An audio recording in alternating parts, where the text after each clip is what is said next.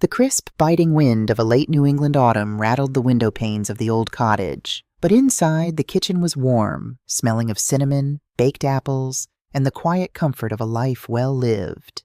I am Clara. I am 68 years old, and to the outside world, I am nothing more than a sweet, perhaps slightly frail widow living on a fixed income. I wear hand-knit cardigans that have seen better decades. I drive a reliable 12-year-old Subaru that gets me to the local church and the grocery store. My home, a charming but undeniably aging 3-bedroom colonial nestled at the end of a gravel driveway, is filled with mismatched floral armchairs, faded Persian rugs, and framed photographs of a time that seems to slip further away with each passing day. To the untrained eye, my life is a monument to modest survival. But that is exactly the point. It is a carefully curated facade. My late husband, Arthur, was a man of extraordinary brilliance and profound humility. While our neighbors thought he was a mid-level manager at a logistics firm, Arthur was quietly building an empire in commercial real estate. He bought when others panicked. He held when others rushed to sell. By the time cancer took him from me 5 years ago, our portfolio was worth tens of millions of dollars. But Arthur had a strict philosophy, one he drilled into me on long winter nights by the fireplace. "Wealth whispers, Clara," he would say, holding my hand. "Only debt screams. The moment people know what you have, you stop being a person to them. You become a resource, a bank, an opportunity. We protect our peace by remaining invisible. I kept our secret. I kept the house we bought when Ethan, our only son, was just a baby. I kept my simple routines. I wanted Ethan to make his own way in the world, to learn the value of a hard-earned dollar, just as Arthur and I had. For a long time, it seemed to work. Ethan was a good boy, compassionate, hard-working, with Arthur's bright eyes and my gentle disposition. But then the world sank its claws into him, and the world, in this case, had a name. Juliet. The crunch of tires on the gravel driveway pulled me from my reverie. I wiped my flour-dusted hands on my apron and peered through the lace curtains. It was Ethan's car, a brand-new leased BMW that I knew cost more per month than his entry-level marketing salary could comfortably allow. The passenger door swung open and out stepped Juliet. Even from the window, the contrast between her and the rustic surroundings was jarring. Juliet was 28, striking in a harsh, heavily manicured way. She wore a beige designer trench coat, her hair blown out into a flawless, rigid cascade of blonde waves. Her stilettos sank immediately into the soft earth of my garden path, and I could see the visible sneer form on her lips as she aggressively yanked her heel free, glaring at my hydrangeas as if they had personally offended her. Ethan rounded the car, his shoulders slumped. At 32, my son looked exhausted. The dark circles under his eyes were a permanent fixture now, his smile tight and practiced. He was trying so desperately to be the man Juliet demanded, carrying the weight of a lifestyle he could not afford. I opened the front door, forcing a warm, welcoming smile. "Ethan, darling, and Juliet, how lovely to see you." "Hi, Mom," Ethan said, wrapping me in a quick hug. He felt thinner. His suit jacket hung a little too loosely on his frame. Juliet approached, offering a stiff air kiss near my cheek, careful not to let her makeup touch my sweater. "Clara," she said, her voice dripping with that saccharine sweetness that always put my teeth on edge. "Still holding down the fort, I see. God, it smells like... Well, it smells very old in here, doesn't it? Like mothballs and nostalgia." "It's cinnamon, Juliet," I replied mildly, stepping aside to let them in. "I just took an apple pie out of the oven. Your favorite, Ethan." "Oh, Ethan is doing keto right now, Clara," Juliet interjected smoothly, unbuttoning her coat and looking around my living room as if inspecting a quarantine zone. "Carbs make him sluggish. We have a very important networking gala to attend tomorrow, and he needs to look sharp. No pie for him." Ethan looked at the floor. "Yeah, Mom. Dieting. Sorry." My heart broke a little, just a tiny fracture, but I nodded. "Of course. Tea then?" As I moved to the kitchen to fetch the kettle, I could hear Juliet's heels clicking sharply against the hardwood floor. I paused by the doorway, out of sight. "Ethan! Seriously," I heard her whisper. The sweetness completely vanished from her tone. "Look at this place. The wallpaper is peeling in the corner. That sofa looks like it survived the Great Depression.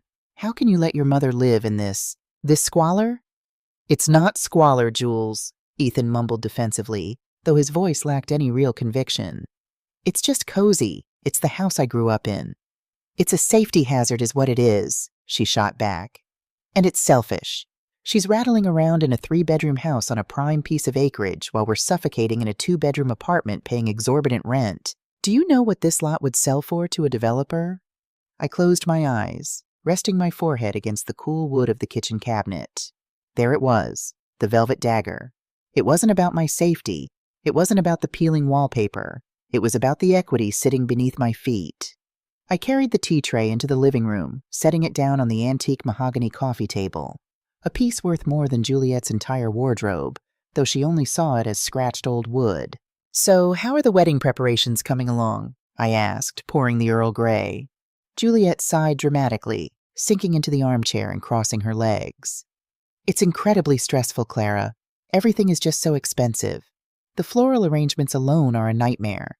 I told Ethan we needed the imported peonies, but he's suddenly being very tight with the budget." She shot Ethan a glaring look. Ethan shifted uncomfortably, staring into his teacup. "Things are just a little tight right now, Jules. The startup I invested in is taking longer to see a return." "Well, you have to spend money to make money," Juliet said flippantly, before turning her predatory gaze onto me. "Speaking of money, Clara, Ethan and I were talking the other day about your future." "My future?" I asked, keeping my voice perfectly even. "At 68, my dear, my future mostly consists of deciding what to plant in the spring and hoping my knees agree with the weather." Juliet let out a high-pitched, humorless laugh. "Oh, Clara, don't be coy. We're worried about you. Living out here all alone. What if you fall? What if someone breaks in? This house is a massive burden for a woman your age. The property taxes, the maintenance." "The house is fully paid off, Juliet," I said gently. "And Arthur left me a modest life insurance policy. I managed just fine." "But why manage when you could thrive?" She leaned forward, her eyes gleaming with a manic intensity. "I brought you something." She reached into her oversized designer tote bag and pulled out a stack of glossy, high-end brochures. She slammed them onto the coffee table, right next to the antique teapot. "Shady Pines Luxury Assisted Living. The Golden Years Retirement Community. Autumn Leaves Senior Village." "Look at these, Clara," Juliet pressed, tapping a perfectly manicured acrylic nail against a photo of elderly people sitting in a sterile, fluorescent-lit dining hall. 24-hour medical staff, bingo nights, people your own age to talk to, no stairs to climb, no garden to weed." "I like weeding my garden," I said softly, feeling a cold knot tighten in my stomach. "Mom, just look at them," Ethan finally spoke up, his voice cracking slightly. He wouldn't meet my eyes. "Juliet went to a lot of trouble to find the best places. It makes sense.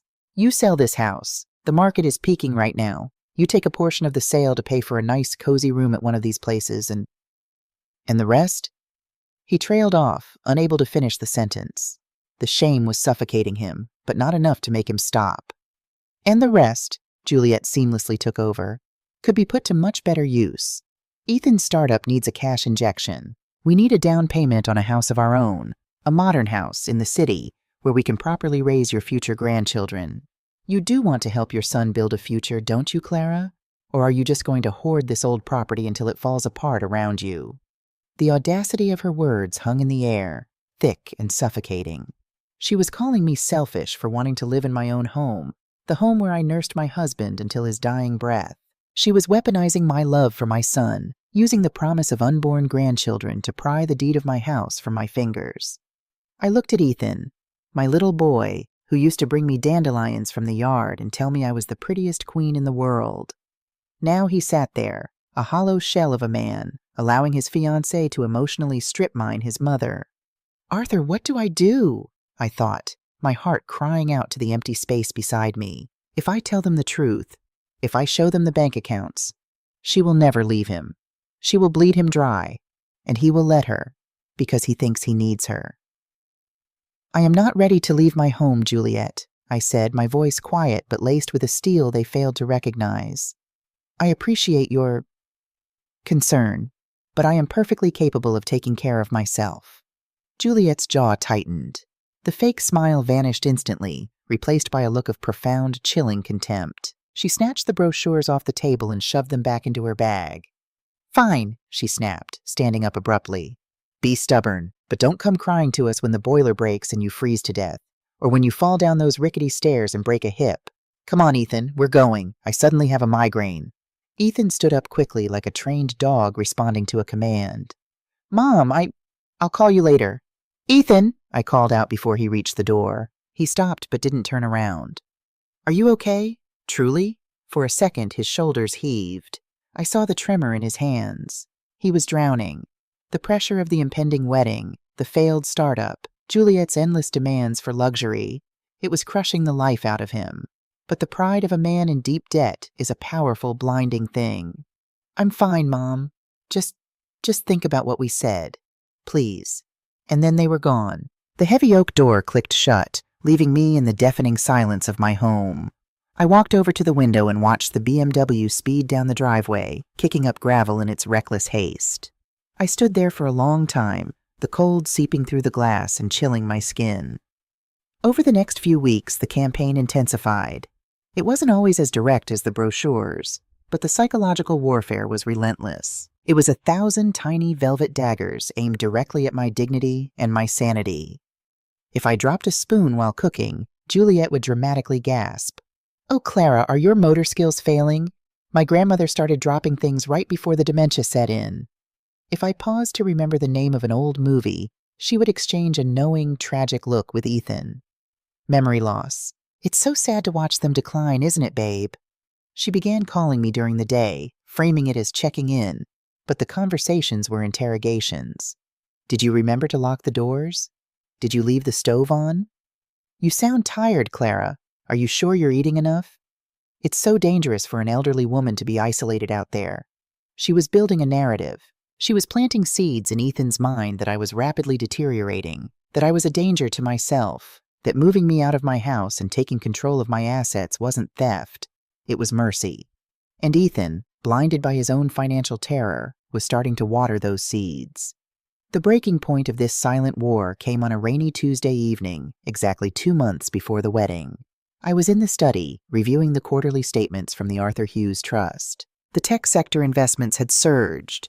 The trust had grown by another $300,000 that quarter alone. I was a very wealthy woman, sitting in the dark, feeling utterly impoverished of love. The doorbell rang. It was late, past 9. I hurried to the door, peering through the peephole. It was Ethan. He was alone, soaking wet, without an umbrella. I threw the door open. "Ethan, my God, come in out of the rain." He stepped inside, dripping onto the entryway rug. He looked like a ghost. His eyes were bloodshot, his skin pale and clammy. He didn't even take off his coat. He just collapsed onto the hallway bench and buried his face in his hands. "Ethan, what's wrong? Is it Juliet? Is she hurt?" I knelt beside him, my maternal instincts overriding all the hurt of the past few months. "Mom," he choked out, his voice a ragged sob. "I'm ruined. I'm completely ruined." I guided him to the kitchen, wrapped a warm towel around his shoulders, and made him drink a cup of hot chamomile tea. Slowly, the ugly, humiliating truth spilled out of him. The startup he had invested in wasn't a tech company. It was a high-risk cryptocurrency scheme, and it had completely collapsed. He had lost his entire savings. But worse, much worse, was the debt. Juliet wants the wedding to be perfect, Mom," he wept, staring into the mug. "She deserves it. She grew up with nothing. I promised her a fairy tale. The venue at the country club, the Vera Wang dress, the ice sculptures. It's $120,000. $120,000? I breathed, trying to keep the shock out of my voice. "Ethan, you don't make that in 2 years. I put it on credit cards. I took out personal loans. And then, to cover the margins on the crypto, I took out a title loan on the BMW. The interest is 50%, Mom. They're going to repossess the car next week. The venue is demanding the final $50,000 payment by Friday, or they cancel the wedding. If the wedding is canceled, Juliet will leave me. She said she won't be humiliated in front of her friends." He looked up at me, his eyes wide with a desperate, feral panic. "Mom, please. You have to help me. I know you don't have much, but you have the house. You could take out a reverse mortgage. You could get a home equity line of credit. Just $50,000, Mom. I'll pay you back. I swear to God I'll pay you back. If I lose Juliet, I have nothing. I sat perfectly still, listening to the rain lash against the window. My son was asking me to mortgage my home, the only security he believed I had in this world, to pay for a one-day party to appease a woman who despised me. He was asking me to risk my shelter to save his pride. I could have written him a check for $50,000 right then and there from my checking account, and I wouldn't have even noticed the dip in my balance. I wanted to. God, the mother in me screamed to write the check, to wipe the tears from his face, to fix his mistakes like I did when he scraped his knee as a boy. But Arthur's voice echoed in my mind. If you pay the ransom, Clara, they will never stop taking hostages. Juliet was the one demanding the fairy tale, knowing full well Ethan couldn't afford it. She was pushing him to the brink of bankruptcy, and now she had aimed him like a loaded gun at my house. This wasn't just Ethan's desperation. This was Juliet's strategy. Break him down, send him to his mother, and extract the wealth. Ethan, I said slowly, choosing every word with excruciating care. I cannot mortgage this house. It is the only thing keeping a roof over my head. His face crumpled. A flash of anger, hot and irrational, crossed his features before he buried it under the panic. Mom, please, you don't need all this space. You're being selfish. Juliet was right. You just want to sit on this property while my life falls apart. The words felt like a physical blow. Juliet was right. He was entirely hers now. The infection was complete. I will not mortgage the house, I repeated, my voice hardening. But I have a small emergency fund. Savings I've kept for a rainy day. $5 million in a diversified portfolio, to be exact. I can give you $10,000, Ethan. It's enough to pay off the title loan and keep your car. You will have to talk to the venue. You will have to scale down the wedding. Scale down? He looked at me as if I had suggested he cut off his own arm. Juliet will kill me. She's already invited the mayor's daughter. Then you have to be a man, Ethan, and tell your future wife the truth about your finances, I said firmly. 10,000. That is what I can give you. He took it. Of course he took it. He didn't thank me. He just took the check I wrote, stuffed it into his wet coat pocket, and walked out into the rain without looking back. As I watched his taillights disappear into the dark, I knew this wasn't the end. $10,000 was a Band-Aid on a bullet wound. Juliet wouldn't scale down the wedding. She would find another way to get the money. She would find another way to force me out. I walked into the study, unlocked the bottom drawer of Arthur's old mahogany desk, and pulled out a thick leather binder. It contained the contact information for my wealth management team, my estate lawyers, and my private investigators. I had played the frail, compliant old woman for too long. Juliet thought she was preying on a defenseless sheep. She didn't know she had just awakened the shepherd. I picked up the phone and dialed a number I hadn't used in over a year. Marcus, I said, was the deep voice answered on the second ring. Marcus was a retired state trooper who now ran a highly discreet private investigation firm. He had worked for Arthur years ago. Mrs. Hughes, he replied, sounding surprised but respectful. It's been a while. Is everything all right? No, Marcus, it is not, I said, looking out at the rain-soaked garden, feeling the last remnants of my naive maternal hope wash away. I need you to look into someone for me. Her name is Juliet Dawson. I want to know everything. Her credit history, her bank records, her past relationships. I want to know exactly what kind of snake my son has brought into my house. Consider it done, Clara. I'll have a preliminary report by Friday. Thank you, Marcus. I hung up the phone. The house was completely silent again, but the air felt different. The facade of the helpless widow was cracking, and underneath, the foundation was made of iron. The war had officially begun, and I was going to ensure that when the dust settled, only one of us was left standing. The $10,000 check was cashed less than 48 hours after Ethan walked out into the rain. I saw the alert pop up on my secure banking app while I was pruning the rose bushes in the front yard. I stood there, clippers in hand, watching the screen of my phone blur as a single treacherous tear escaped my eye. I had hoped, against all logic and experience, that the money would buy him a moment to breathe. I had hoped it would buy him the clarity to see the trap he was in. But addiction, whether it is to a substance, a lifestyle, or a toxic person, does not respect breathing room. It only consumes. The proof came 3 days later. My phone buzzed on the kitchen counter. A text message from Ethan. Mom, so sorry to bother you. The catering company suddenly demanded a $2,000 security deposit for the glassware. Complete oversight on my part. If I don't pay it by noon, they pull out. Can you float me a small loan, just until my next paycheck? I stared at the glowing letters. $2,000. It was a classic tactic.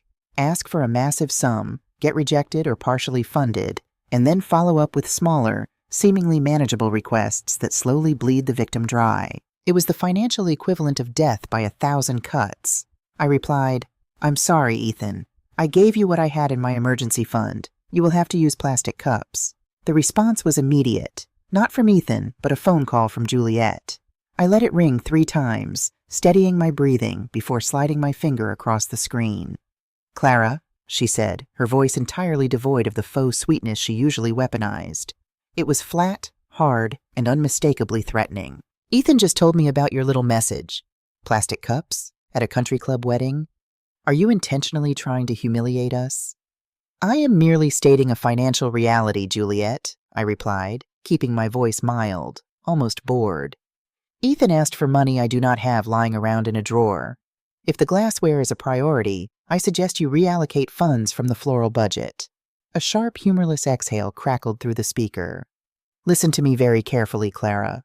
This wedding is happening exactly as I planned it. Ethan is under an immense amount of stress right now. His blood pressure is through the roof. If he has a heart attack before he's 35, it will be because his own mother sat on her hands in a massive, empty house while he drowned. You are going to help him, or I swear to God, you will never see him again after we say I do.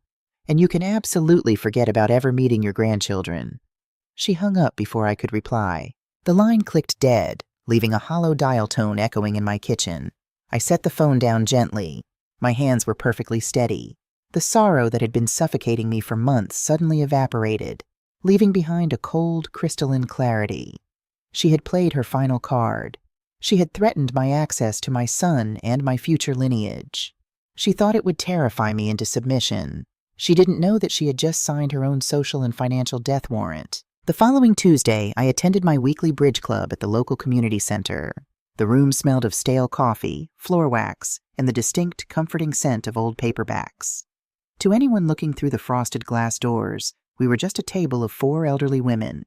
Invisible, harmless, the kind of women society expects to quietly fade into the background. Sitting across from me, shuffling a deck of bicycle playing cards with the rapid, sharp precision of a Vegas dealer, was Eleanor Vance. Eleanor was a 70-year-old black woman who wore impeccably tailored pastel suits and pearls that were definitely not plastic.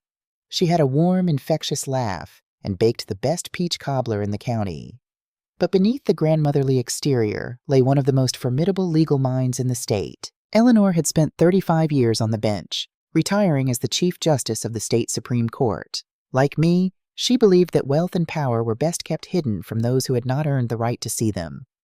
"You're distracted, Clara," Eleanor noted, her dark eyes piercing through her reading glasses as she dealt the cards. "You just bid 2 spades on a hand that belongs in the trash." "I apologize, Ellie," I sighed, setting my cards face down. "My mind is elsewhere. Ethan's wedding is approaching." Mary and Susan, the other 2 ladies at the table, offered sympathetic murmurs. They knew parts of the story, the demanding fiancé, the stress, but only Eleanor knew the depths of the shadows gathering around my son. "Marcus called me this morning," I said quietly, leaning in so the other tables wouldn't hear. "He's bringing the file to my house on Friday." Eleanor stopped dealing. Her expression hardened, transforming instantly from a kindly neighbor to the judge who had sent cartel bosses to maximum security prisons without blinking. "I don't like that girl, Clara," Eleanor murmured, her voice a low rumble. "I've seen thousands of criminals sit in my courtroom. I know the look of someone who believes the world owes them a living and doesn't care who they have to break to collect it. When Marcus brings that file, you call me. I don't care what time it is. We will go through it line by line. If she's hiding something, we will find the legal leverage to pry her off your boy." "Thank you, Ellie, but I fear Ethan is already in too deep. He asked for more money yesterday. He lied about what it was for." "They always lie when they're drowning," Eleanor said, tapping her manicured fingernail against the table. "Our job is to drain the swamp so he can see the mud he's standing in. Hold your ground, Clara. Do not give them another dime." Friday afternoon arrived with a heavy, oppressive gray sky that threatened snow. Marcus pulled his unmarked sedan into my driveway exactly at 3 p.m. He was a broad-shouldered man in his late 50s, possessing a quiet, imposing gravity. He walked into my study, refused my offer of coffee, and placed a thick, sealed manila envelope on Arthur's mahogany desk. "I've been in this business a long time, Mrs. Hughes," Marcus began, his voice gravelly and serious. "Usually, when a parent asks me to look into a future son or daughter-in-law, I find a few maxed-out credit cards, maybe an undisclosed previous marriage or an exaggerated resume. Nuisances. Bad habits." He tapped the thick folder with a heavy finger. "This isn't a bad habit, Clara. This is a sinkhole." I sat in my leather chair, my heart beating a slow, heavy rhythm against my ribs. "Show me." Marcus opened the folder and spread a series of documents across the polished wood. Bank statements, court records, photographs, and printed emails. "Let's start with the basics," Marcus said. "Juliet Dawson is 28. She grew up in a trailer park outside of Reno, Nevada. Nothing wrong with that, except she tells everyone in Ethan's circle that her father was a diplomat. Lie number 1. He slid a mugshot toward me. It was unmistakably Juliet, perhaps 5 years younger, her hair dyed a harsh black, her makeup smeared, staring fiercely into the camera. Arrested in Las Vegas, age 23. Charges: felony credit card fraud and identity theft. She skimmed details from high rollers at a VIP lounge where she worked as a hostess. She avoided prison time because she flipped on her accomplices and accepted 3 years of probation. The record was sealed, but my contacts in the Nevada precinct owed me a favor. I stared at the mugshot. The sheer arrogance in her eyes, even while in police custody, was chilling. "Does Ethan know about this?" "Highly unlikely," Marcus replied. "She reinvented herself when she moved to the East Coast, changed her aesthetic, polished her accent, and targeted the tech and marketing crowd. Young men with decent incomes who were desperate for a trophy wife." "But Ethan isn't wealthy," I argued, confusion warring with the rising anger. "He makes a good living, but he's not a millionaire. Why target him?" Marcus looked at me with a profound, quiet sympathy. "Because she ran a background check on you, Mrs. Hughes." The air in the room seemed to freeze. "Me?" "She hired a cheap online PI service 8 months ago," Marcus explained, sliding an invoice across the desk. "She couldn't pierce the Arthur Hughes Trust. Your lawyers are too good for that. But she found out that this property is completely unencumbered. No mortgage, no liens. She found the zoning permits. She knows this land alone is worth over $2 million to a commercial developer. Ethan wasn't the target, Clara. He was the Trojan horse. You are the target." A wave of nausea washed over me, followed immediately by a surge of pure, white-hot rage. Every condescending comment about my clothes, every fake sympathetic brochure for an assisted living facility, every attempt to make Ethan believe I was losing my mind. It was all a calculated predatory strategy to seize my land. "There's more," Marcus said gently, interrupting my dark epiphany. "And this is the part that concerns Ethan's physical safety." He pulled out a series of financial flowcharts. "Ethan told you he lost his money in a crypto startup, correct?" "Yes. He said it collapsed." "He lied to save face," Marcus said flatly. "There was no crypto startup. Juliet has a gambling addiction, specifically unregulated high-stakes underground poker games. She owed $40,000 to a very unsavory syndicate operating out of the city. 3 months ago, they threatened to break her legs. Ethan, playing the tragic hero, stepped in." I covered my mouth with my hand, stifling a gasp. "Oh, God. The title loan on his car wasn't enough," Marcus confirmed. "He took out the title loan, maxed out his credit cards, and drained his savings to pay off the bulk of her debt. But the interest with these syndicates is astronomical. The money he begged from you last week, the $10,000, that didn't go to the wedding venue, Clara. It went straight to a loan shark's enforcer to keep them from breaking Ethan's kneecaps." The silence in the study was absolute, save for the ticking of the grandfather clock in the hallway. My son, my sweet, foolish, desperately insecure son, had indentured himself to violent criminals to protect a woman who was actively plotting to steal his mother's home. He was standing on the edge of a cliff, and Juliet was not only refusing to pull him back, she was the one tying the anchor around his ankles. "Does she have any intention of stopping?" I asked, my voice barely a whisper. "The gambling?" Marcus shook his head. "I had a man shadow her. 2 nights ago, while Ethan was working late to try and scrape together catering money, she was at a private game in a hotel penthouse. She lost another $5,000. She is a bottomless pit, Clara. If Ethan marries her, she will drain his income, destroy his credit, and when the sharks come knocking again, she will point them directly at this house. I looked down at the documents, the mugshot, the underground debt ledgers, the fake PI invoice inquiring about my property. For months I had been crying over the loss of my son. I had felt helpless, weak, and discarded. I had thought my only options were to surrender my home or lose my child forever. But looking at the cold, hard facts laid out on Arthur's desk, the grief finally burned away, leaving nothing but an icy, unyielding resolve. Juliet Dawson was not a confused young woman with expensive tastes. She was a parasite. She was a predator who had walked into my home, eaten my food, smiled in my face, and planned my ruin. "Marcus," I said, looking up. My voice was no longer the soft, trembling tone of a worried mother. It was the voice of Arthur Hughes's widow. "I need certified copies of all of this. I need a paper trail so bulletproof that not even the devil himself could argue against it." "You'll have it by Monday. What are you going to do?"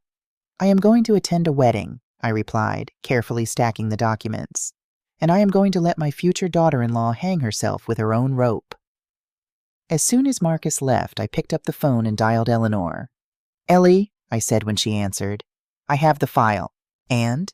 "She has a criminal record, severe gambling debts to organized crime, and Ethan is borrowing from loan sharks to keep her alive. Furthermore, she ran a background check on my property months ago. The entire relationship is a long con to force me into a nursing home and liquidate my estate." I heard a sharp intake of breath on the other end of the line, followed by the terrifying, cold silence of a Supreme Court justice preparing to pass judgment. "Clara," Eleanor finally said, her voice dropping an octave, ringing with absolute authority. "Bring the file to my house immediately. We are going to build a legal fortress around your assets so tight she won't be able to breathe near them. And then we are going to prepare the execution." "The wedding is in exactly 4 weeks, I noted. "Perfect," Eleanor replied, and I could hear the grim satisfaction in her tone. "There is no better place to expose a fraud than in front of an audience they paid for. Bring your files, my dear. We have work to do." I hung up the phone and looked around my beautiful, quiet living room. Juliet had looked at the peeling wallpaper and the antique furniture and saw an easy mark. She saw a weak old woman she could easily push aside. She was about to find out that some old structures are built over steel beams, and if you strike them too hard, they don't crumble. They break your hands. The Grand Atrium Country Club was an architectural monument to excess. Nestled in the affluent hills just outside the city, its towering marble columns and sweeping manicured lawns were designed to make the wealthy feel important and the ordinary feel infinitesimally small.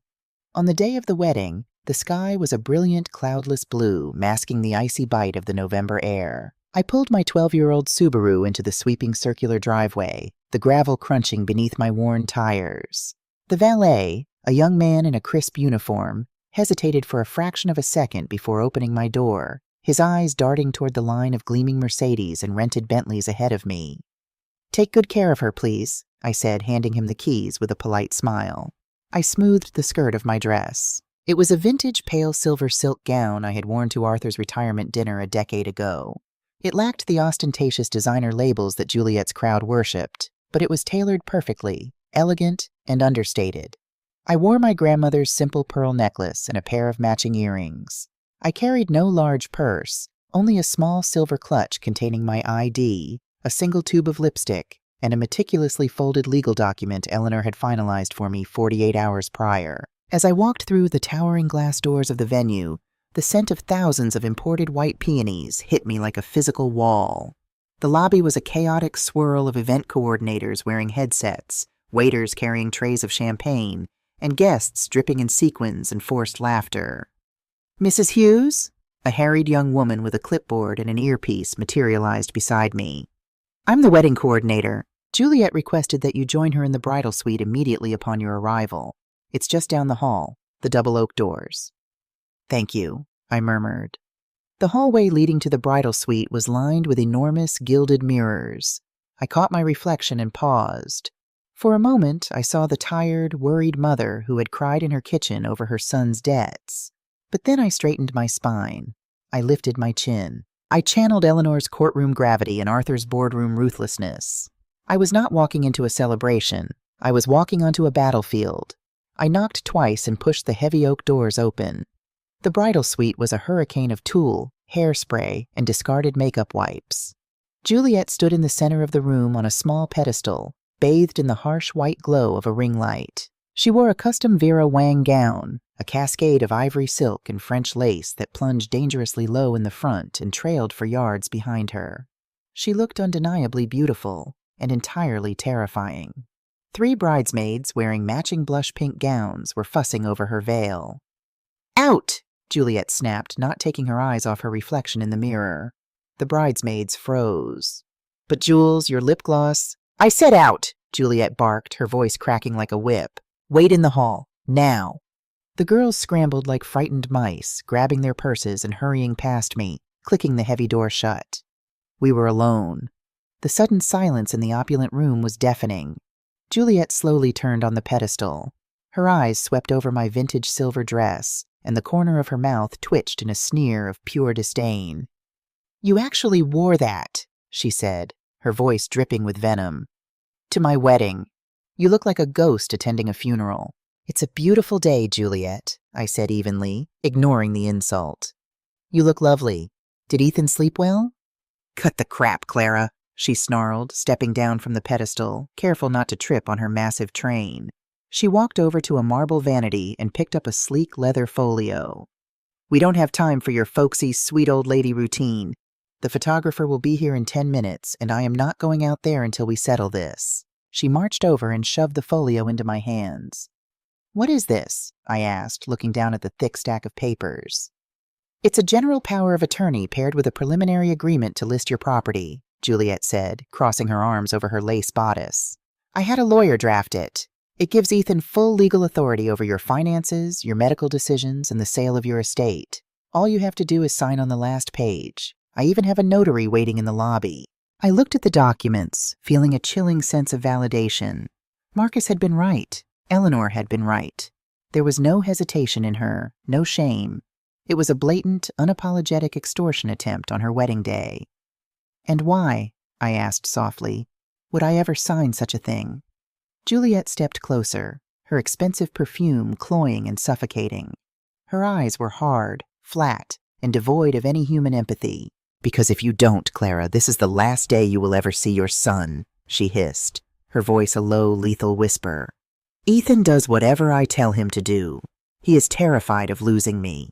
If you don't sign that paper, I will convince him that your refusal is proof of your mental decline. I will pack up our things, we will move across the country, and when I have his children, you will never so much as see a photograph of them. You will die alone in that rotting house, and no one will be there to hold your hand." It was the nuclear option. She was leveraging my fundamental biological drive to protect my family, threatening me with total isolation. A month ago, it would have shattered me. Today, it merely confirmed the absolute necessity of what I was about to do. "You are threatening a mother with her son," I said, my voice eerily calm. "That is a very dangerous game, Juliet." "It's not a game. It's an ultimatum," she spat. "Sign the paper, Clara, or you are dead to us." I looked down at the folio, then back up into her cold, calculating eyes. Slowly, deliberately, I handed the folio back to her. "I will not sign this, Juliet," I said, my tone as solid as bedrock. "And I will not be blackmailed." Her face flushed a deep, ugly red beneath her flawless makeup. For a second, I thought she might actually strike me. Her hands balled into fists, the knuckles turning white. "You selfish, miserable old bitch," she seethed, her chest heaving. "You are going to regret this. I will make sure Ethan hates the very sound of your name." Before she could say another word, the heavy oak doors swung open. The wedding coordinator rushed in, breathless. "Juliet, the string quartet has started playing. It's time." Juliet instantly transformed. The rage vanished from her face, replaced by a radiant, trembling smile of bridal joy. It was a terrifying display of sociopathic control. "I'm ready," she told the coordinator sweetly. She brushed past me, her heavy silk train dragging across the carpet, and whispered in my ear as she passed. "Watch your back, Clara. This isn't over." The ceremony was a blur of hollow vows and orchestrated perfection. Ethan stood at the altar looking handsome, but profoundly unwell. He was sweating profusely despite the cool air conditioning, his eyes darting nervously toward the exits. When he recited his vows, promising to cherish Juliet in wealth and in poverty, I felt a physical wave of nausea. He was already indentured to loan sharks for this woman. I was seated in the second row, far to the side. Juliet's parents, a hardened-looking couple who seemed just as opportunistic as their daughter, occupied the prime seats. I watched my son slide a $30,000 platinum ring, financed at exorbitant interest, onto the finger of a woman who was actively plotting his mother's financial ruin. When the priest pronounced them husband and wife, Ethan didn't look relieved. He looked like a prisoner who had just heard the lock turn on his cell door. The reception was held in the Grand Atrium's massive ballroom. It was a spectacle of absurd wealth. Crystal chandeliers hung from the vaulted ceilings, casting a warm glow over 50 tables draped in imported silk linens. At the center of the room stood a 6-foot-tall ice sculpture of 2 swans forming a heart. I was seated at table 42, situated in a dark corner near the kitchen doors, squeezed between Ethan's distant estranged cousins and an elderly great-aunt who slept through the appetizers. It was a calculated insult, a public declaration of my irrelevance, but I sat quietly, drinking sparkling water, watching the theater unfold. 2 hours into the reception, after the 5-course meal had been served and the champagne had flowed like a river, the tension in the room began to shift. The speeches were over. The music grew louder. Juliet was making her rounds, playing the gracious bride, soaking in the adoration of her superficial friends. I saw her whisper something to Ethan, who looked horrified and shook his head vehemently. Juliet's eyes narrowed. She grabbed a full glass of dark Pinot Noir from a passing waiter's tray and began walking directly toward table 42. I knew what she was going to do before she even reached me. It was in the rigid set of her shoulders, the manic gleam in her eye. She couldn't legally force me to sign the papers, so she was going to use the one weapon she had left: public humiliation. She wanted to break my spirit in front of 150 people. She stopped right beside my chair. The cousins at my table fell silent, sensing the sudden drop in temperature. "Clara," Juliet said loudly, too loudly. Heads at neighboring tables began to turn. "I just wanted to come over and personally thank you for attending, even if you couldn't be bothered to contribute a single dime to your own son's wedding." A hush began to ripple outward from our table. The clinking of silverware stopped. I looked up at her, keeping my hands folded neatly in my lap. "It is a beautiful wedding, Juliet." "Is it?" She laughed, a shrill grating sound. "Ethan practically had to beg on the streets to pay for it, while you sit in that massive paid-off mansion hoarding your precious savings. It's pathetic, really. A mother who would rather watch her son drown in debt than downsize." "Juliet, please." Ethan had appeared behind her, his face pale, his voice a frantic whisper. "Not here. People are staring." "Let them stare, Ethan," Juliet snapped, turning the volume up even higher. The band on the stage faltered and stopped playing. The silence in the ballroom was now absolute, thick and suffocating. Every eye in the room was fixed on us. "Everyone should know," Juliet announced to the crowd, acting the part of the tragic, victimized bride. "Everyone should know what kind of woman Clara Hughes is. She's a parasite, a selfish, greedy old woman who doesn't care about anyone but herself." She turned back to me, her eyes blazing with a manufactured theatrical fury. "You're a stain on this family, Clara." And with a swift, aggressive flick of her wrist, she tripped. The full glass of Pinot Noir arced through the air. The dark red liquid hit my chest with a cold splash, soaking instantly into the pale silver silk of my vintage dress. It looked exactly like a massive, gaping chest wound. The wine dripped down my bodice, staining my grandmother's pearls, pooling in the folds of the fabric on my lap. Gasps erupted around the ballroom. Several women covered their mouths in shock. I sat perfectly still. The wine was cold, seeping through to my skin, but I didn't flinch. I didn't gasp. I slowly looked down at the ruined silk, then up at Juliet. She was wearing a mask of mock horror, her hands covering her mouth. "Oh my God! Clara, I am so sorry. I completely lost my footing," she cried, though her eyes danced with vicious, triumphant glee. "Look at your dress. Well, I suppose it matches your personality now. Cheap and ruined." I looked past her to Ethan. My son stood there, trembling. He looked at the red stain spreading across my chest. He looked at the malicious smirk his new wife was barely hiding. He had a choice in that moment. He could be a man, step forward, defend his mother, and drag his bride away. Ethan opened his mouth. He took a half-step forward. Juliet whipped her head around and locked eyes with him. It was a look of pure, unadulterated dominance. "Move, and I destroy you." Ethan swallowed hard. He looked at the floor. He let his arms fall limp to his sides, and he stepped back, retreating into the shadows of the crowd. Something inside my chest, the last fragile thread of maternal denial, snapped.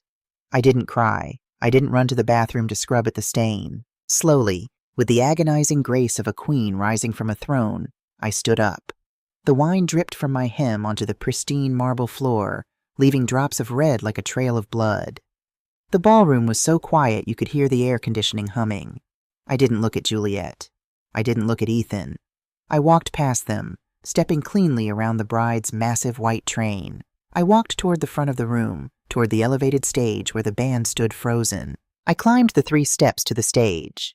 The lead singer, a young man in a tuxedo, instinctively backed away, intimidated by the sheer, terrifying aura radiating from me. I reached out and took the microphone from the stand. I tapped the grill once. Thump, thump. The sound echoed like a heartbeat over the massive speakers. 150 guests stared at me in horrified fascination. "Ladies and gentlemen," I began. My voice was not shaking. It was amplified, crystal clear, and chillingly composed. "I apologize for the interruption. My name is Clara Hughes. I am Ethan's mother." I paused, looking out over the sea of faces until I found Juliet. The triumphant smirk had vanished from her face, replaced by a sudden, dawning confusion. "My new daughter-in-law has just made some very bold public statements regarding my finances and my character," I continued, the microphone carrying my quiet, ironclad words to the farthest corners of the room. "She claims that I am a selfish burden. She claims that I refuse to contribute to this spectacular $120,000 fairy tale." I reached into my small silver clutch and pulled out the folded legal document Eleanor had prepared. I didn't unfold it. I simply held it up. "What Juliet does not know, and what my son was too ashamed to admit, is the reality of how this wedding is being funded," I said. "Ethan did not pay for this with his hard-earned savings. Ethan paid for the deposits by maxing out his credit cards, taking out a predatory title loan on his car, and borrowing tens of thousands of dollars from an illegal underground gambling syndicate to cover Juliet's secret poker debts." A shockwave ripped through the room. Whispers exploded. Juliet's parents stood up in outrage, but the crowd shushed them, desperate to hear the rest. Juliet's face drained of all color. She looked like a ghost. "Ethan," I said, finding my son in the crowd. He was leaning against a pillar, looking as though he might be sick. "You thought you hid it from me. But a mother always knows when her son is drowning. 2 days ago, you begged me for $10,000 to pay off a loan shark's enforcer to save your kneecaps." More gasps. Someone in the back row dropped a glass. It shattered loudly, but no one looked away. "But that brings me to the venue," I continued, turning my gaze back to the crowd. 2 weeks ago, Ethan defaulted on the final $50,000 payment required by this country club. The management was going to cancel this wedding. I looked directly at Juliet. Her eyes were wide, panicked, her chest heaving. She knew exactly what I was about to say. "They didn't cancel it," I said, my voice dropping to a lethal, quiet register, "because an anonymous guarantor stepped in and signed a legal contract backing the remaining debt. That guarantor was me." The silence returned, heavier and darker than before. "I signed it," I explained, "because I wanted to see if my son would find the courage to tell his bride the truth. I wanted to see if Juliet loved him enough to marry him without the ice sculptures and the Vera Wang dress. Tonight, I received my answer. I received a glass of wine to the chest in an attempt to extort the deed to my home in the bridal suite. I took a deep breath. Arthur's lessons, Eleanor's legal genius, Marcus's thoroughness, they all culminated in this single, devastating moment. "As the sole financial guarantor of the Grand Atrium Country Club for this event," I announced, my voice ringing with finality, "I am exercising the termination clause in my contract, effective immediately." I looked over at the venue manager who was standing by the kitchen doors, his face pale, aggressively nodding in confirmation. He had received the paperwork from Eleanor's firm an hour ago. "I am withdrawing my $50,000 guarantee," I declared. "The catering, the open bar, the venue rental, the floral arrangements, none of it is paid for, and I'm not paying for it." I lowered the microphone slightly. "Juliet, you wanted everyone to know the truth. The truth is, your husband is bankrupt, you are in debt to the mob, and as of 5 minutes ago, you owe this country club $50,000 that you do not have. I suggest you and your parents start washing dishes." I placed the microphone back on the stand. I didn't wait for the screaming to start. I didn't wait for the venue manager to rush the floor to demand payment from the bride's family. I walked down the steps of the stage. The crowd parted for me like the Red Sea. No one breathed. No one whispered. They simply stepped back, making a wide path for the woman in the wine-soaked vintage dress. As I reached the grand double doors of the ballroom, I paused and looked back one last time. Ethan had collapsed into a chair, his head in his hands, completely broken. Juliet was screaming, her face contorted in an ugly mask of rage and terror as the venue staff began aggressively approaching her table. It was a bleeding wedding, a massacre of illusions and lies. And as I turned my back on it and walked out into the crisp, clean November air, I felt the heavy chains of maternal guilt shatter and fall away. The battle was over. The war had just begun, and I was going to win. The silence in my home during the 2 weeks following the wedding was not the lonely silence of a widow's house. It was the heavy, pregnant silence of a fortress after the enemy's siege engines had been burned to ashes on the battlefield. I had my vintage silver silk dress dry cleaned. The red wine stain did not come out completely. A faint, rust-colored shadow remained over the heart. I hung it in the back of my closet, a battle scar woven into silk, a reminder of the night I stopped being a victim and became a reckoning. Marcus checked in every few days with clinical detached updates on the fallout. It was as catastrophic as I had calculated. Ethan and Juliet had not spent their wedding night in the 5-star honeymoon suite they had booked. With the venue demanding immediate payment and their credit cards declined, they had been unceremoniously escorted off the Grand Atrium Country Club property by private security. They spent their first night as husband and wife in a $60 a night motel off the interstate. Within days, the country club filed a civil lawsuit against them for the $50,000. Juliet's underground creditors, the loan sharks Ethan had tried to pay off, caught wind of the public debacle. They realized the rich mother-in-law was a dry well. The threatening phone calls to Ethan's office began. Juliet lost her boutique retail job after a video of my speech, recorded by a stunned bridesmaid, began circulating in their social circles. I waited for the phone to ring. I waited for Ethan to show up at my door, humbled, shattered, begging for forgiveness rather than cash. The mother in me, battered and bruised, still held a microscopic sliver of hope that hitting rock bottom would wake him from his Juliet-induced coma. He never called. Instead, on a bitterly cold Tuesday morning, while I was sitting by the fireplace reading a novel, the doorbell rang. I looked through the peephole. It wasn't Ethan. It was a stranger in a cheap, ill-fitting suit, holding a thick manila envelope. My heart performed a slow, cold thud. I knew enough about Arthur's old business dealings to recognize a process server when I saw one. I opened the door, pulling my cardigan tight against the freezing wind. "Clara Hughes?" the man asked, his breath pluming in the frigid air. "Yes." He thrust the envelope into my hands. "You've been served." He turned on his heel and marched back to his idling sedan without another word.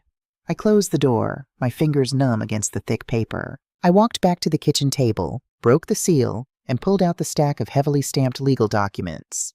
The header of the first page was printed in bold, unforgiving ink. In the Superior Court of the State, petition for appointment of probate conservator. Petitioner, Ethan Hughes. Proposed conservatee, Clara Hughes. I sat down heavily in the wooden kitchen chair, the breath knocked completely out of my lungs. A conservatorship. I read through the documents, my vision swimming, bile rising in my throat. Ethan was legally petitioning the state to strip me of my human rights. He was asking a judge to declare me mentally incompetent, incapable of caring for myself or managing my finances. If he won, he would have total control. He could sell my house, liquidate Arthur's trust, place me in a locked psychiatric ward, and legally restrict who I could see or speak to. It was civil death. It was the ultimate, unforgivable betrayal. I forced myself to read the grounds for the petition. It was a masterpiece of sociopathic fiction, undoubtedly authored by Juliet and sanitized by a desperate lawyer. The petition claimed that I was suffering from severe, rapid-onset paranoid dementia.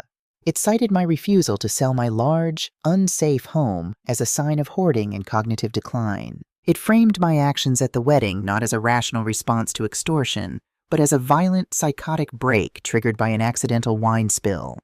Juliet's friends had signed sworn affidavits claiming I had been speaking gibberish and acting aggressively. But the most damning piece of paper was Exhibit C. It was a preliminary psychiatric affidavit signed by a Dr. Aris Thorne. Based on witness testimonies, erratic financial behaviors, such as the sudden irrational cancellation of wedding funding, and a history of isolation, it is my professional medical opinion that Clara Hughes is suffering from paranoid delusions and represents an immediate danger to her own financial and physical well-being. Immediate conservatorship is strongly recommended to prevent the complete dissipation of her estate. He hadn't even met me. A doctor had signed away my sanity based entirely on the lies of a desperate gambler and a cowardly son. I didn't cry. The time for tears had passed at the wedding. The people who filed these papers were not my family. They were cornered, desperate dogs. And desperate dogs jump the fence. They bare their teeth and go for the throat. I picked up the phone and called Eleanor. "Ellie, they filed it. A petition for conservatorship." "I'll put the kettle on," Eleanor replied, her voice dark and thrumming with anticipation. "Bring the documents, and call Marcus on your way. Tell him to meet us." Eleanor's home was a sprawling Victorian estate, functioning part-time as a sanctuary for retired judges and part-time as a war room. When I arrived, Marcus was already there, sitting in a leather armchair in her cavernous library, a laptop open on his knees. Eleanor, wearing a stark black turtleneck that made her look like an executioner, took the petition from my hands. She read it in absolute silence. For 5 minutes, the only sound in the room was the ticking of a grandfather clock and the crackle of the fireplace. When she reached Exhibit C, the doctor's affidavit, Eleanor stopped. A slow, chilling smile spread across her face. It was the smile of a predator watching its prey step directly into a steel jaw trap. "Oh, Clara," Eleanor whispered, tossing the packet onto the mahogany table. "They are incredibly, breathtakingly stupid." I looked at her, my hands still trembling slightly from the shock of my son's betrayal. "They have sworn affidavits, Ellie. They have a doctor." "They have accomplices to perjury," Eleanor corrected smoothly. "Let me tell you about Dr. Aris Thorne. He is a disgrace to the medical board. He runs a pill mill on the east side of the city, prescribing heavy narcotics to anyone with cash. He is also known in certain, less reputable legal circles as a hired gun. For the right price, he will write an evaluation diagnosing a lamppost with schizophrenia." Marcus cleared his throat, turning his laptop toward us. "And I can tell you exactly how he got the right price. Juliet's loan sharks. The syndicate she owes money to? They use Dr. Thorne to write fake disability claims for their associates. Juliet utilized her criminal connections to buy a medical diagnosis to steal your house." The sheer scale of the corruption made my head spin. "But how do we prove that in a probate court? It will be my word against a licensed doctor and my own son." Eleanor leaned forward, resting her elbows on her knees, her eyes gleaming with absolute, terrifying brilliance. "We don't just defend you, Clara," Eleanor said softly. "If we file a motion to dismiss, Juliet will just regroup and try another angle. We let them proceed. We let Ethan and Juliet walk into that courtroom. We let them stand before a judge, place their hands on a Bible, and swear under the penalty of perjury that this petition is truthful." "And then?" I asked. "And then," Eleanor said, "we drop the anvil." She walked over to her desk, unlocked a heavy wooden drawer, and pulled out a pristine blue-backed legal folder. She handed it to me. "Open it." I opened the folder. Inside was a 30-page medical document stamped with the official seal of Massachusetts General Hospital. It was dated 3 days before Ethan's wedding. I stared at it. Comprehension slowly dawned. "Do you remember 2 months ago, when Juliet first started dropping hints about your memory?" Eleanor asked. "When she tried to convince Ethan you were losing your mind?" "Yes," I murmured. "It was relentless." "I saw the strategy forming," Eleanor explained. "It's the oldest trick in the elder abuse playbook. Gaslight the victim, isolate them, and declare them incompetent. So a week before the wedding, under the guise of our Bridge Club's annual wellness retreat, I took you to see Dr. Sterling. He is the chief of neurology at Mass General and the foremost expert on cognitive aging in New England. I remembered the day. Eleanor had told me it was a comprehensive physical we should all do at our age to stay ahead of the curve. I had undergone MRIs, cognitive tests, psychological evaluations, and hours of interviews. Dr. Sterling's report, Eleanor continued, tapping the blue folder, declares that your cognitive function is not just normal, but exceptional. It states that you are in perfect psychological health, possess acute financial acumen, and show zero signs of dementia, paranoia, or any other cognitive impairment. I looked from the report to Eleanor, tears of profound gratitude pricking my eyes. She had seen the knife coming before it was even unsheathed, and she had forged me a shield of Kevlar. We have a preemptive, ironclad psychiatric evaluation from one of the most respected neurologists in the country, predating their fake petition, Marcus added, a grim smile on his face. But it gets better. He hit a button on his laptop. The printer in the corner of the library whirred to life, spitting out a single sheet of paper. Marcus handed it to me. It was a bank wire transfer record. Ethan's credit cards are maxed out, but Juliet manipulated him into taking a cash advance against his 401k a week after the wedding, Marcus said. $5,000, wired directly from Ethan's account to an LLC shell company. I tracked the LLC. It is owned by Dr. Eris Thorne. I held the paper. It was the receipt for my crucifixion. Ethan had paid $5,000 to have me declared legally insane. This is no longer a civil family dispute, Clara, Eleanor said, her voice echoing with the weight of her decades on the bench. This is felony fraud. This is conspiracy to commit perjury. This is elder abuse. When Ethan and Juliet present their fake doctor and their bought and paid for diagnosis to the judge, they are committing a crime in open court.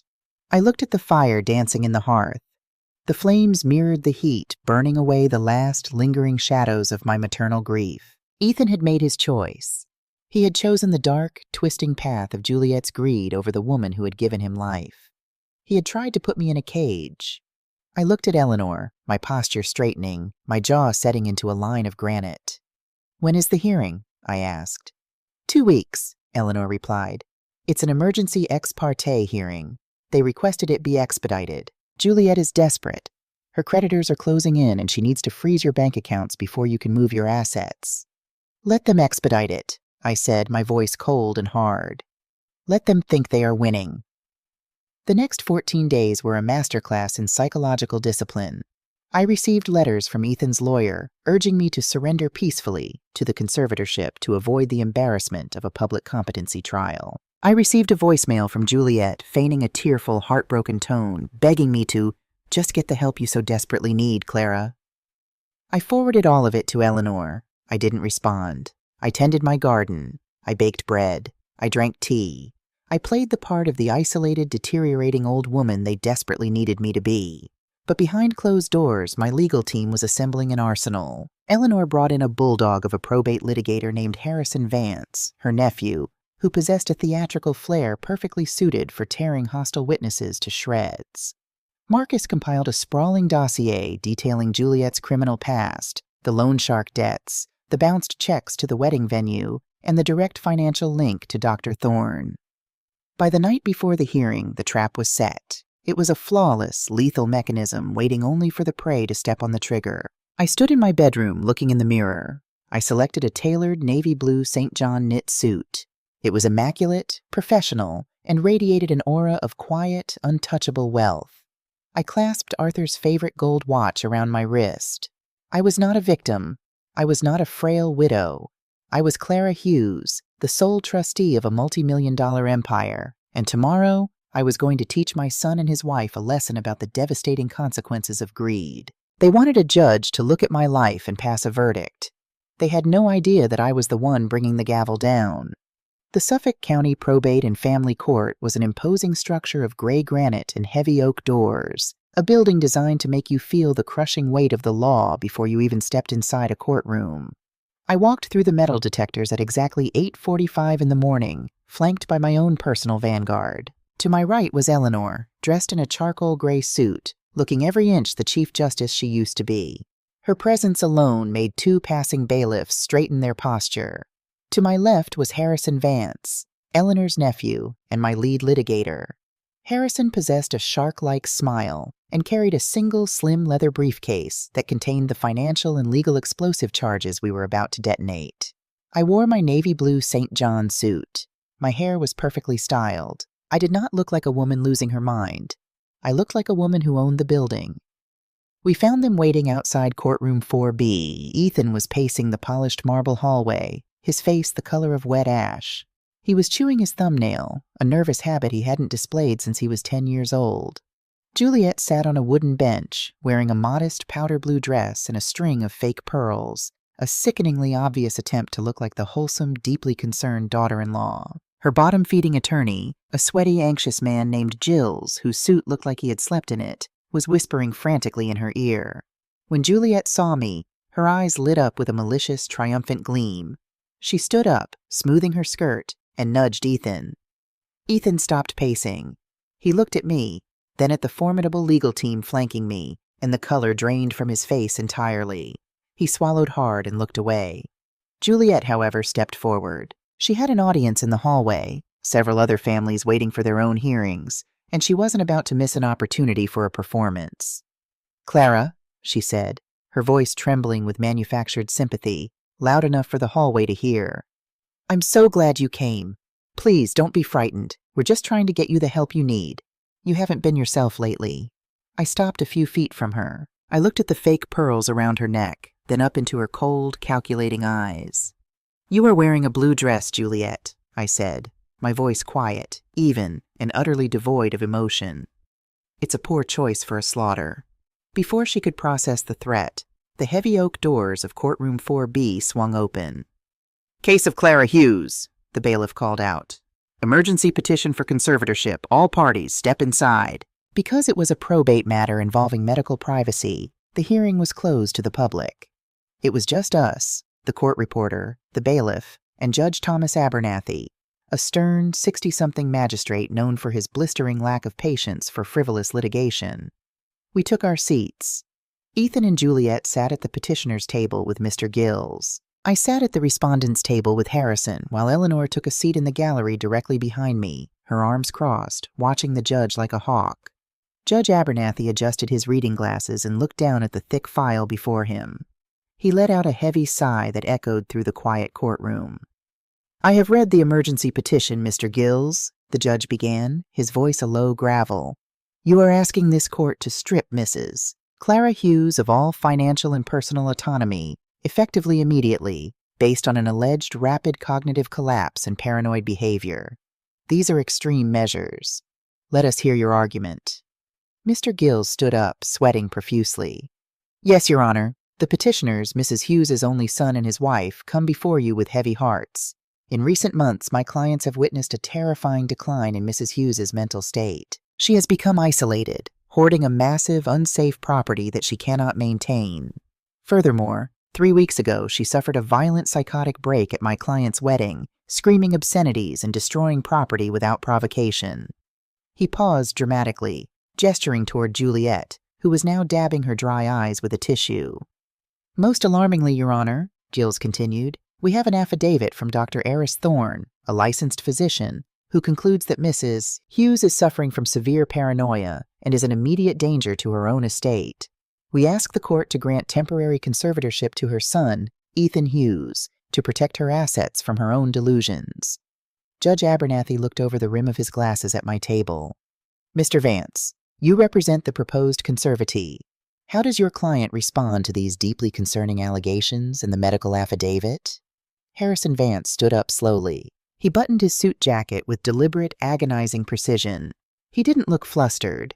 He looked like a man who had just been handed a royal flush. "Your Honor," Harrison began, his voice smooth and carrying the lethal cadence of a master orator.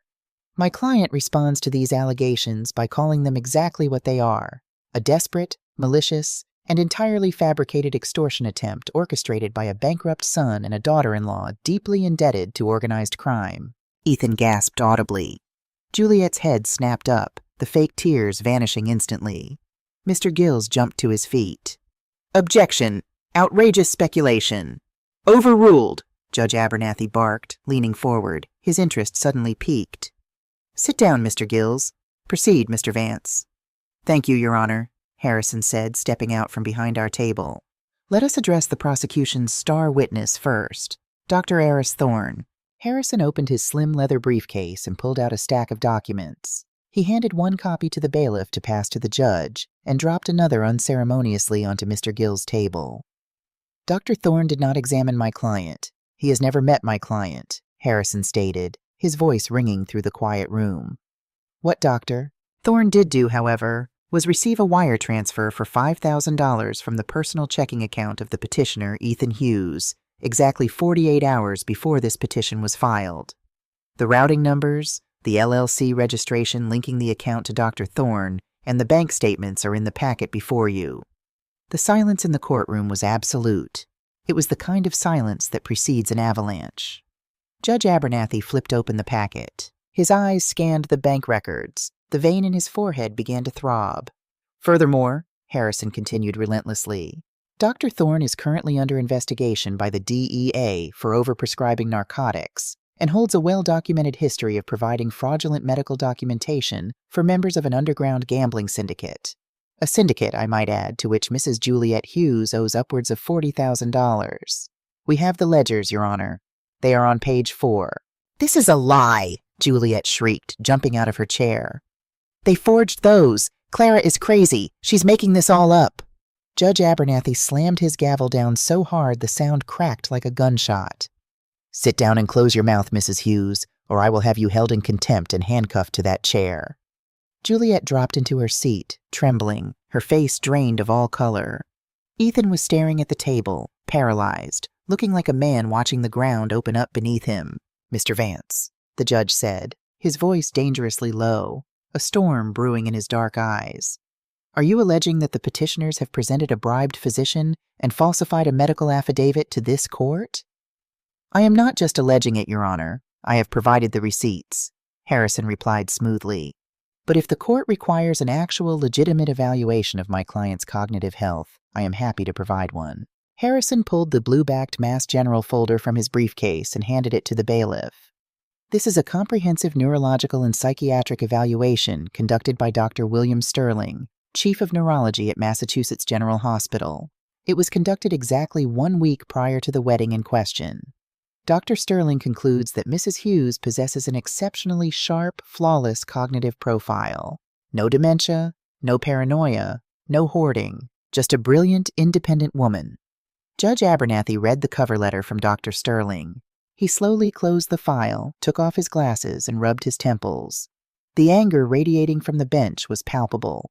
Defrauding a probate judge was a fast track to prison, and Ethan and Juliet had walked right into the courthouse and handed the judge the loaded gun. Mr. Gills, the judge said, his voice a terrifying, quiet whisper, did you know your clients paid for this medical affidavit? Gills was shaking. No, Your Honor. I assure you I was told Dr. Thorne was a family physician who had observed her from afar. You are a fool, Mr. Gills, Abernathy snapped. He turned his furious gaze to Ethan and Juliet. And you two, you come into my courtroom, attempting to use the power of the state to strip an elderly woman of her fundamental civil rights, using forged documents and bribery, so you can liquidate her assets to pay off illegal gambling debts? Ethan finally found his voice, though it was nothing more than a pathetic squeak. Your Honor, please, we thought she was sick. She cut us off financially. I placed a hand on Harrison's arm, signaling him to step back. I stood up. I didn't look at Ethan or Juliet. I looked directly at the judge.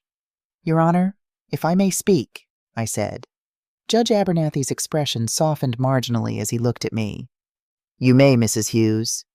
My son is 32 years old. For the past 3 years, I have quietly subsidized his life. I paid his debts, I funded his lifestyle, and I foolishly believed I was helping him, I said, my voice carrying the steady, profound ache of a mother's broken heart. When I discovered the extent of his wife's criminal debts and their plot to force me into a nursing home to steal my property, I stopped the payments. The psychotic break they claim I suffered at their wedding was simply a mother, finally standing up and saying no more. I took a breath, letting the absolute truth of my words settle into the room. I am not sick, Your Honor. I am not paranoid.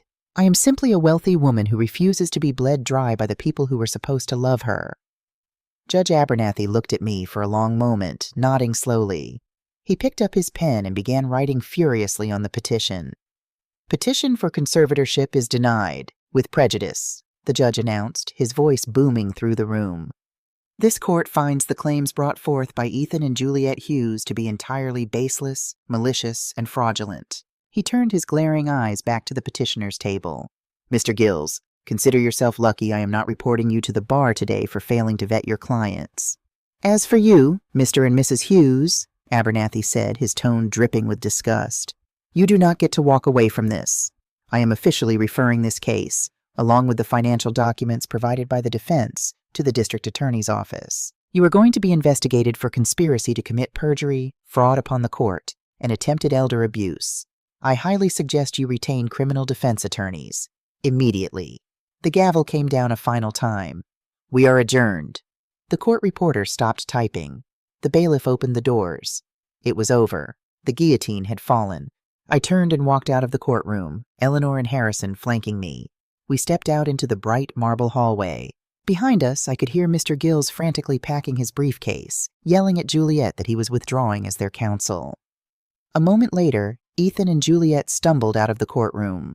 Juliet was hyperventilating, mascara running down her face in black streaks. The arrogant, untouchable facade was completely shattered. She was looking at the very real prospect of state prison. Ethan looked like a walking corpse. He saw me standing near the elevators and took a hesitant step forward. "Mom," he whispered, his voice cracking. "Mom, the DA, they're going to arrest us. Please, you have to tell them it was a misunderstanding. You have to call your lawyers off." "I don't control the district attorney, Ethan," I said coldly. "You committed perjury in a court of law. Those are the consequences of your own actions." "You did this!" Juliet screamed, lunging forward, though Ethan caught her arm to hold her back. "You planned this! You held onto those bank records just to trap us. You're a monster." "I simply allowed you to dig your own grave, Juliet," I replied. "You were the ones who decided to jump into it." As we stood there, a man in a courier uniform stepped off the elevator. He looked at a clipboard, then looked up, spotting Ethan and Juliet. He walked directly over to them. "Ethan Hughes and Juliet Dawson?" the courier asked. Ethan, numb and bewildered, nodded. The courier handed them a sealed envelope. "Notice to vacate. Have a good day." He turned and walked back to the elevator. Juliet tore the envelope open with shaking hands. She read the paper, and her face went from pale to a sickly, translucent white. "What is it?" Ethan asked, panic rising in his voice again. It's an eviction notice," Juliet stammered, looking completely lost. "From Pinnacle Realty. They're giving us 48 hours to vacate the apartment for non-payment of rent, but I talked to the property manager last week. He said the owner of the building was giving us an extension. He said the owner was a silent trust that didn't mind a grace period." She looked up, her eyes darting around the hallway until they landed on me. She saw the absolute, terrifying stillness in my posture. "No," Juliet whispered, stepping back as if I had physically struck her. "No, that's impossible." I took a slow, deliberate step toward them. The air in the hallway seemed to freeze. "Arthur was a very smart man," I said, my voice dropping to a conversational yet deadly register. "He diversified our portfolio.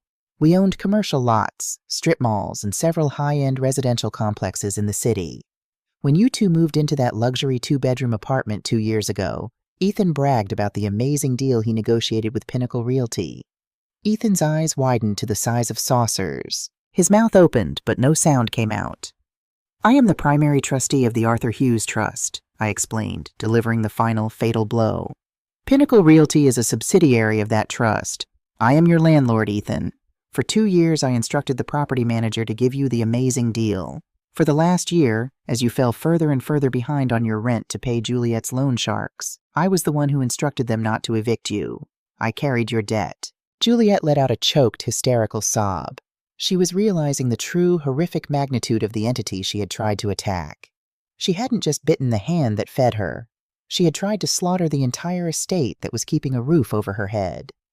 "But I am no longer carrying your debt," I said, my voice hardening into steel. "The grace period is over. The trust demands its payment. You have 48 hours to pack your things and get out of my building." I didn't wait for a response. There was nothing left to say. I turned my back on my son and his screaming, broken wife, and I walked onto the elevator with Eleanor and Harrison. As the elevator doors slid shut, Cutting off the sounds of Juliet's sobbing echoing in the marble hallway, I looked straight ahead at my reflection in the polished brass doors. The tired, worried widow was gone. In her place stood a queen, forged in the ashes of their greed, entirely untouchable, and finally, completely free. The winter that followed the courthouse massacre was one of the most brutal New England had seen in a decade. For 6 weeks, blizzards battered the coastline, burying the city under feet of suffocating, relentless snow. Inside my home, however, the hearth was always lit. The fire crackled, casting warm golden light across the antique mahogany furniture and the faded Persian rugs. I spent my days reading, baking, and reviewing the sprawling portfolios of the Arthur Hughes Trust. I felt a profound, unprecedented stillness. It was the peace of a woman who had finally excised a tumor she had been carrying for years. The outside world, meanwhile, was actively tearing my son's life to shreds. Marcus visited me every Friday for tea, bringing with him the grim, clinical updates of the fallout. The district attorney's office had not taken Judge Abernathy's referral lightly. An aggressive investigation into the fraudulent conservatorship petition was launched within days. Subpoenas were issued. Bank accounts were frozen. Juliet didn't even wait for the first snowflake to fall, Marcus told me one afternoon, brushing snow from his heavy wool coat as he stepped into my foyer. The moment she realized the DA was pulling the wire transfer records for Dr. Thorne, her survival instincts kicked in. She packed 2 suitcases of designer clothes, the ones the creditors hadn't seized yet, and vanished. I handed him a mug of Earl Grey. Vanished? Liquidated what little was left in Ethan's checking account, about $400, and caught a Greyhound bus heading west, Marcus explained, his voice laced with disgust. She left her wedding ring on the kitchen counter of the apartment they were being evicted from. The syndicate loan sharks showed up the next day looking for her. They found Ethan instead. A tiny involuntary tremor ran through my hand, rattling the teacup against the saucer. The mother in me, buried deep beneath layers of hardened resolve, still reacted to the thought of her child in danger. "Is he alive?" I asked quietly. "He's alive," Marcus confirmed. The sharks realized pretty quickly that Ethan is a dry well. You can't squeeze blood from a stone, and Ethan doesn't have a dime to his name. They roughed him up a bit, a black eye, a bruised rib, just to send a message, and then they wrote the debt off as a loss. But Ethan's problems are much bigger than the syndicate now. "The DA," I murmured. "Exactly. He's facing felony charges for perjury and conspiracy. He was fired from his marketing firm the day the police showed up at his office to question him. He's living in his car, Clara. He's entirely radioactive. No one will touch him." I looked into the roaring fire.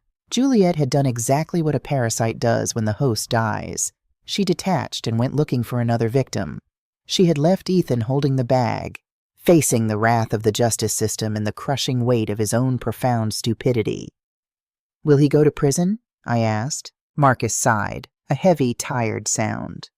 "Probably not. He has no prior record, and the DA knows Juliet was the mastermind. His public defender is negotiating a plea deal.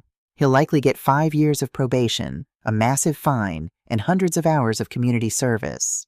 But a felony conviction means his corporate career is over. His credit is permanently destroyed. He will spend the next 10 years working minimum wage just to survive." I nodded slowly. "Consequences. Consequences," Marcus agreed. 3 nights later, the blizzard of the century hit. The wind howled like a wounded animal around the eaves of my cottage, piling snowdrifts against the windows. It was nearing midnight. I was wrapped in a thick wool blanket, sitting in Arthur's old leather armchair in the study, listening to the storm. Then I heard it, a faint rhythmic thumping over the roar of the wind. Thump, thump, thump. I stood up, pulling the blanket tight around my shoulders, and walked into the hallway. I turned on the porch light. Through the frosted glass of the front door, I could make out a dark, shivering silhouette. I unlocked the heavy oak door and pulled it open, though I left the locked glass storm door shut between us. Ethan stood on my porch. He was unrecognizable. The polished, arrogant young executive in the leased BMW was gone. In his place stood a broken, freezing vagrant. He wore a thin autumn jacket that was completely soaked through with snow. He had no gloves. His face was gaunt, unshaven, and marred by a fading, ugly purple bruise around his left eye. He was shivering so violently his teeth were audibly chattering. "Mom!" he gasped, his breath fogging the glass. He pressed his bare, freezing hands against the pane. "Mom, please." I looked at him. I searched my heart for the overwhelming, desperate urge to throw open the door, drag him inside, and wrap him in blankets. I searched for the mother who used to stay up all night holding a cool cloth to his feverish forehead. She wasn't there. She had died in the grand atrium ballroom, drowned in a glass of Pinot Noir. In her place was a woman who saw a man who had paid $5,000 to a corrupt doctor to have her locked in a psychiatric ward. "What do you want, Ethan?" I asked, my voice carrying clearly through the thin gap in the weather stripping. "She left me," he sobbed, his tears freezing on his cheeks. "Juliet, she took the money and left. The police, the lawyers. Mom, I lost my job. I lost the car. I've been sleeping in a shelter for 3 days, but they kicked me out tonight because there wasn't enough room. I'm freezing." He dropped to his knees on the snow-covered porch, looking up at me with wide, desperate eyes. "Please, Mom, I'm so sorry. I was so stupid. Juliet manipulated me. She made me do it. I never wanted to hurt you. Let me come inside. Just let me sleep in my old room. Please, I have nowhere else to go. You have to help me." I stood perfectly still. It was the ultimate test. He was playing the only card he had left, his vulnerability. But listen to his words. Juliet manipulated me. She made me do it. Even now, shivering in the snow, ruined and destitute, he refused to take absolute responsibility. He was still the victim of his own story. He still viewed me not as a mother to be respected, but as a safety net to break his fall. "Ethan," I said, my voice steady, betraying no anger, only a profound, clinical sorrow. "I cannot let you in." His eyes widened in shock. "Mom, it's below 0. I'll freeze to death out here. I'm your son. You have millions of dollars. You have this massive house. You can fix this. You can pay for a lawyer. You can make the DA drop the charges. Please." "I could," I agreed softly. "I have the money to make all your problems disappear by tomorrow morning. I could buy you a new car, a new house, a new life." "Then do it," he begged, pounding a fist against the glass. "Why won't you? Are you really going to let your own flesh and blood rot on the street just to prove a point?" "It isn't a point, Ethan," I said. "It is a necessity." I turned away from the door for a moment. I walked into the study, over to Arthur's desk. I unlocked the bottom drawer and pulled out a heavy leather-bound document sealed with red wax. It was the master copy of the Arthur Hughes Trust. I walked back to the front door and held it up to the glass. "Do you know what this is?" I asked him. Ethan stared at the document, his shivering slowing slightly as confusion overtook his panic. "No. This is the trust your father built," I explained, looking down at him. "You always thought we were just stingy. Juliet convinced you we were hoarding wealth out of pure selfishness. But Arthur and I grew up with nothing. We knew what sudden, unearned wealth does to a person's character. It hollows them out. We wanted you to be a man of substance before you inherited an empire." I flipped the heavy pages until I reached Section 4, Paragraph B. I pressed it against the glass so he could see the intricate legal typography. "Read it, Ethan." He leaned forward, squinting through the falling snow and the fog on the glass. He read the words aloud, his voice trembling. "Upon his 35th birthday, Ethan Arthur Hughes shall inherit the principal sum of the Arthur Hughes Trust, currently valued at $22 million. This inheritance is contingent upon a single condition. The primary trustee, Clara Hughes, must sign a sworn affidavit certifying that Ethan has demonstrated financial independence, moral integrity, and familial loyalty." Ethan stopped reading. The silence that followed was heavier than the blizzard. I watched the realization hit him. It wasn't just a realization. It was a psychological annihilation. $22 million, Ethan whispered, his breath catching in his throat. 3 years, I said, my voice dropping to a harsh, unforgiving whisper. "You are 32 years old. In exactly 3 years, all of it, the properties, the investments, this house, would have been legally, rightfully yours. I was waiting. I was watching you, hoping you would find your footing, hoping you would become the man your father knew you could be. All you had to do was live an honest life. All you had to do was be a decent son." Ethan stumbled backward, away from the door, clutching his chest as if he had been physically shot. "You burned down a $22 million castle, Ethan," I said. The absolute tragedy of his greed ringing in the frigid air. To steal a $50,000 brick, For a woman who didn't even love you." He let out a sound, a guttural, agonizing wail of pure, unadulterated despair. He dropped to his hands and knees in the snow, sobbing uncontrollably, his fingers tearing at his own hair. He was mourning the loss of the fortune, yes, but deeper than that, he was finally mourning the realization of what he had destroyed. He had destroyed his own golden ticket. He had destroyed his family. He had destroyed himself. "Mom," he choked out, pressing his forehead into the snowy porch planks. "Please, I'm so sorry. I'll do anything. I'll spend the rest of my life making it up to you. Just give me another chance." I looked at the broken man on my porch. The urge to save him was completely gone, replaced by the grim knowledge that saving him would only restart the cycle. "I have already called the local police station," I said calmly. "Not to arrest you, but to send a cruiser. They will be here in 5 minutes. They have a voucher for a warm bed at the county shelter and a hot meal. They will take you there." Ethan looked up, his face a mask of absolute devastation. "You're sending me away?" "I am letting you face the consequences of the life you chose," I replied. "You cannot stay here, Ethan. This is not your home anymore. You have to build your own." "Mom, please." "Goodbye, Ethan." I didn't wait for him to reply. I stepped back, closed the heavy oak door, and turned the deadbolt. Click. The sound was sharp, definitive, and final. I walked back into the study, threw another log onto the fire, and sat down in Arthur's chair. I listened as the wailing wind outside was eventually pierced by the distant wail of police sirens. I watched the red and blue lights flash briefly through the window curtains as they picked him up. And then, the lights faded, and the house was quiet once more.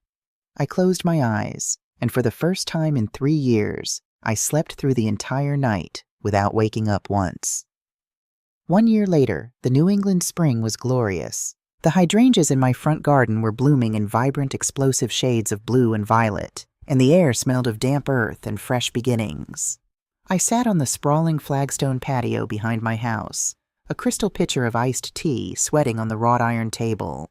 Across from me sat Eleanor, wearing a brilliant coral blazer, and Harrison, who was currently tapping his designer pen against a thick stack of finalized legal documents. "Sign here, here, and here, Clara," Harrison instructed, sliding the papers toward me with a wide, triumphant grin. I picked up the pen and signed my name with a steady, confident flourish. "It is official," Eleanor announced, raising her glass of iced tea. "The Arthur and Clara Hughes Foundation for Elder Legal Defense is now a fully registered 501c3 nonprofit organization." I smiled, feeling a profound, radiant warmth spread through my chest. Over the past 12 months, I had liquidated a significant portion of the trust's commercial real estate. I took $5 million and poured it directly into creating the foundation. Its mission was singular and aggressive: to provide elite, pro bono legal representation and private investigation services to elderly individuals who were being financially abused, extorted, or gaslit by their own family members. We had hired Marcus as our lead investigator. We had hired a team of fierce young litigators trained by Harrison. We were currently handling 22 active cases in the state, standing between vulnerable seniors and the greedy relatives trying to strip them of their dignity and their homes. "I still can't believe how fast you got this off the ground, Clara," Harrison said, packing the signed documents into his briefcase. "You're a force of nature." "I had excellent motivation," I replied lightly. "Have you heard anything about the boy?" Eleanor asked gently, her judicial demeanor softening into the tone of a dear friend. I looked out over the blooming garden. "Marcus keeps tabs on him from a distance. Ethan pleaded guilty to the lesser charges. He avoided prison, but he has 3 years of strict probation. He's working stocking shelves on the night shift at a grocery store 2 towns over. He rents a single room in a boarding house. He's paying off his court fees. He hasn't tried to contact you?" "No," I said, and the realization brought no pain, only a quiet acceptance. "He knows the door is locked." Eleanor reached across the table and squeezed my hand. "You did the right thing, Clara. You saved your own life." I looked at the house behind me. The peeling wallpaper had been replaced. The antique furniture gleamed. The home that Juliet had called a rotting hazard was now the vibrant, beating heart of an organization that was saving lives. I had spent my entire adult life trying to be the perfect, invisible mother. I had believed that love meant endless sacrifice, endless forgiveness, and endless financial bleeding. But true love, I had learned through the crucible of betrayal, sometimes requires the most brutal honesty. It requires the courage to let the people who hurt you fall so they can learn how to stand up on their own. I had lost a son to the poison of greed, but in the ashes of that devastating loss, I had found a family of my own choosing. I had found a purpose that ignited my soul. At 69 years old, I wasn't fading into the twilight. I was standing in the brilliant, blinding dawn of a brand new day, and for the first time in my life, I was exactly who I was meant to be: untouchable, unbreakable, and entirely free.